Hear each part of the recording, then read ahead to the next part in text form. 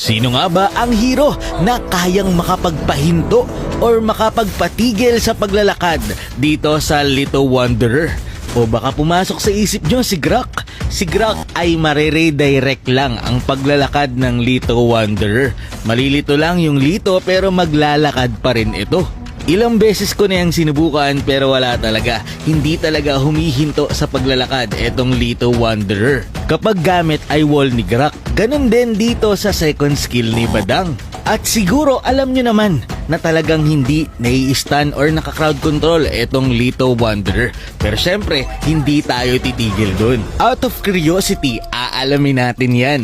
Dahil dyan, sinubukan ko muna halos lahat ng skill dito sa Little Wanderer kung meron ba talagang makakastan or makakapagpatigil sa paglalakad nito. So dito, tinry ko second skill ni Moskov, hindi gumana.